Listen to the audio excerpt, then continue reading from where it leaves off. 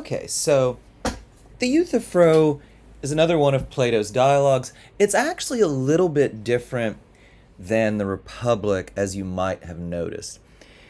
In the Euthyphro, you don't see Socrates really putting forward a theory. You just see him testing the theory of this guy Euthyphro, showing that it is in a way deficient. Um, People who study Plato and Socrates actually think this was probably a lot closer to what Socrates actually did. They don't think he actually had a conversation like this with this guy Euthyphro, but this is a lot closer to Socrates' actual practice, what you see in the dialogue. And you will notice that Socrates mentions he's going off to be tried for charges, one of which is impiety, not respecting the gods of Athens enough. And so he's very interested in Euthyphro's account of piety. I'll also add that, Socrates really was brought up on charges like this. Long, complex history of Athens. They'd been through a war, some other, just horrible upheaval in society. It seems almost certain that people who had a grudge against Socrates for other reasons just decided to bring him up for charges that he was innocent of. And because there was a lot of bad blood for other reasons in Athens, he was convicted, he was executed. He also does what you see him doing in this dialogue at his actual trial, which is to, appeal to reason and, give the people who are charging him a hard time, show that their charges are actually inconsistent. I actually think if you read the dialogue, the apology, which most people actually do think, unlike most of Plato's dialogues, is a pretty accurate record of an actual conversation. They do think this is what his actual defense looked like. If you read the apology, I think Socrates does a darn good job showing that he's actually innocent of the charges, but he also antagonizes the jury, which you don't do, and he's convicted. Philosophers will always say this, one of the things the apology shows is that maybe, juries are not the most reasonable thing in the world, and maybe, you shouldn't be too rational if you're in court. Those are pretty pessimistic thoughts. So let's just keep going. We'll talk about the actual Euthyphro, though. So Socrates is on the way to this trial, and he runs into Euthyphro. And Euthyphro claims to be an expert on piety, right?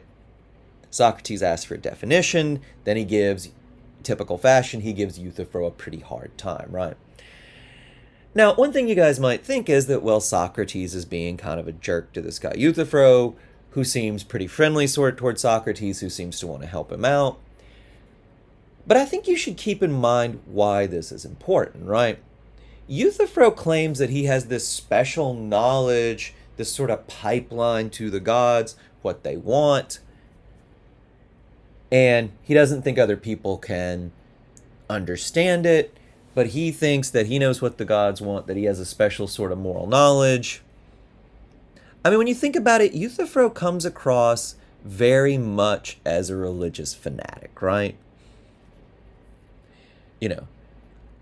I know what the gods want, so I'm charging my father for murder in this very ambiguous, complicated case, and I don't feel guilty about it, right? You might think this is weird. To an ancient Greek, the idea that you would bring your own father up on murder, especially in a case that's as ambiguous as the one the dialogue describes, is outrageous, right? But Euthyphro has no doubt. He's like, I know what the gods want. People doubt me. They don't have a knowledge of what the gods want as well as I, Euthyphro, do. Seems like, it's hard to know because we only get this one dialogue, but it does seem like Euthyphro is one of these guys who think that the gods are speaking to him and everyone else should listen to him because really it's Zeus or whoever's speaking through him. This could be dangerous, right? If Euthyphro does not know what he's talking about, it would be good if someone like Socrates pushed back and showed that he did not, right? Now, as far as we can tell people of Athens from Euthyphro's own comments and some other stuff, if Euthyphro was a real figure, which he might have been and he might not have been, from what we can tell from the dialogue, if he was a real figure, people seem to have treated him as a bit of a crank. But people don't always treat people who claim to have a direct pipeline to God as a crank.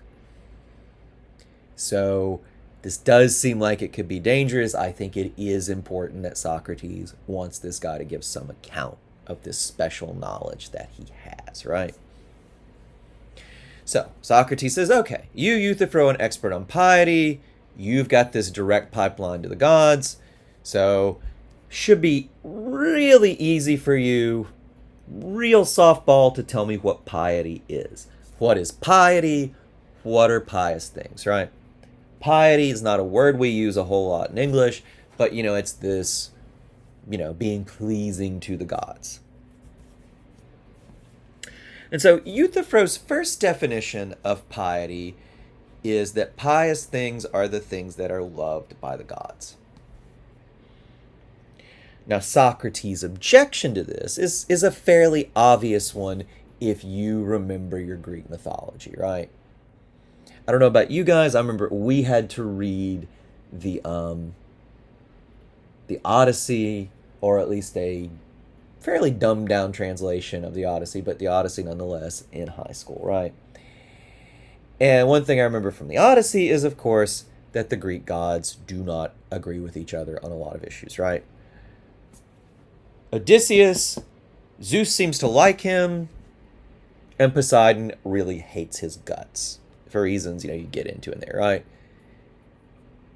Is our guy Odysseus pious? Well, one god seems to like him, one god seems to hate his guts, so, this seems to create a problem, a contradiction, right? Well, this thing seems to be, Odysseus and the things he does seem to be both pious, because Zeus likes him and them, and impious because Poseidon doesn't, right? This isn't Socrates' example. He doesn't go into a lot of detail, but you have this problem of what about when the gods disagree. This leads Euthyphro to his second definition of piety.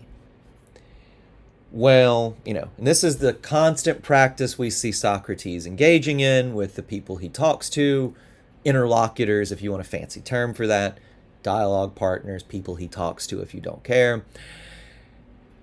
They'll give a definition, he'll find a problem, then they'll modify it to meet the problem. And so Euthyphro does this. He says, okay. Pious things are the things that are loved by all the gods.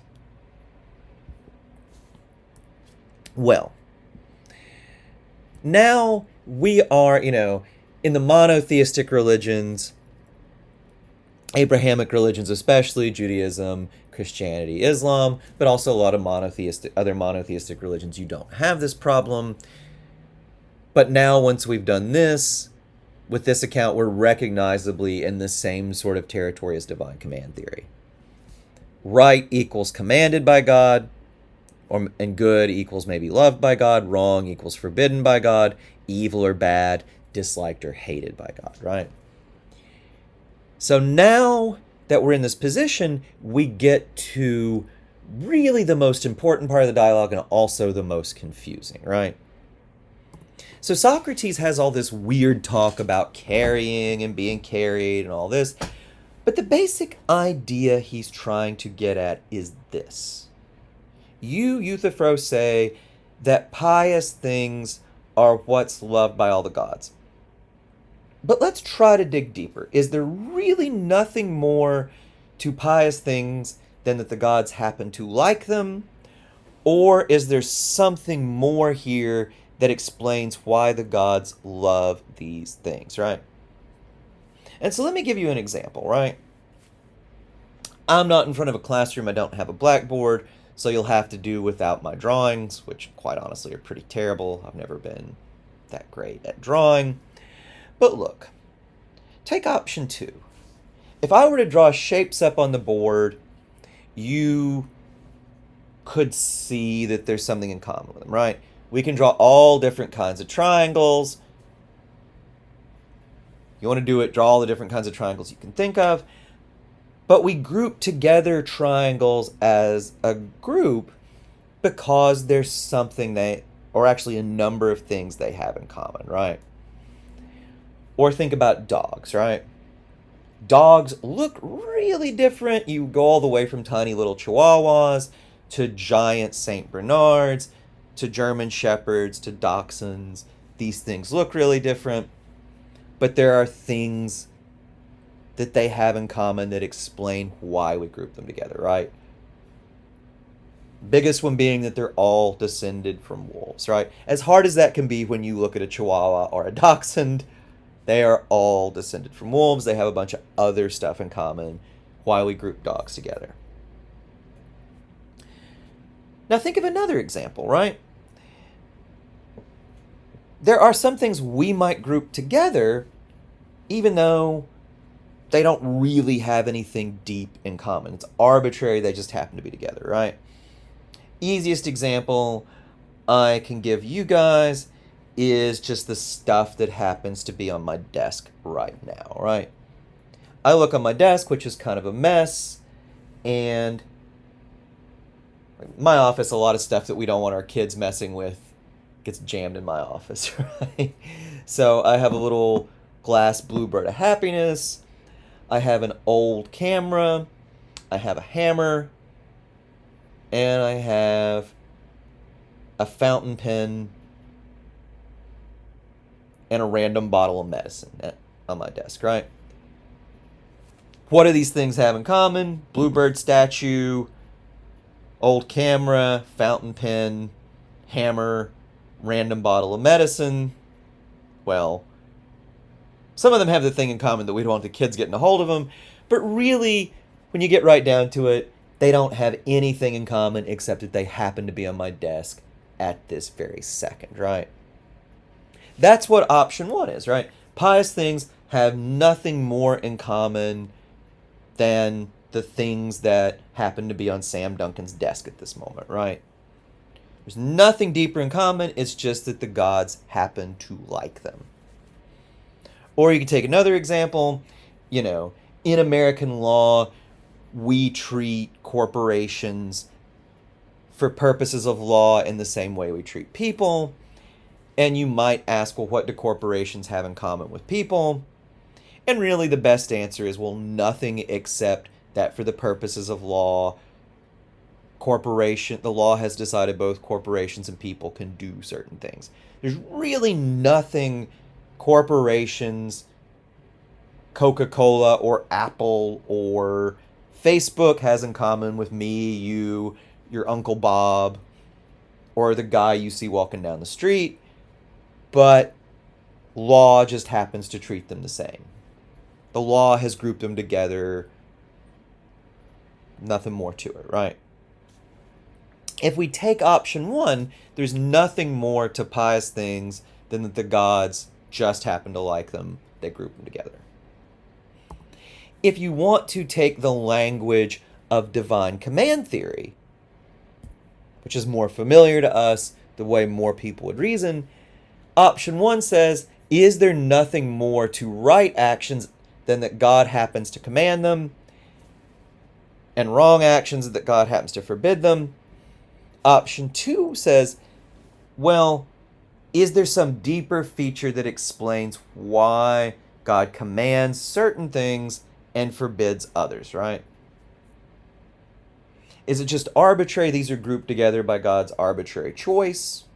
In the same way, there's this arbitrary collection of stuff on my desk. Or is there some deeper fact about them that explains why God commands and forbids them, in the same way that there's some deeper fact about these shapes that explains why we all call them all triangles, or these animals wandering around some of our houses that explains why we call them all dogs, right?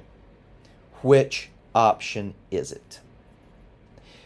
This is the Euthyphro dilemma, or called the Euthyphro dilemma because either option seems to create a problem. There's a dilemma because somebody like Euthyphro is not going to like either option. We will see why not in the next lecture.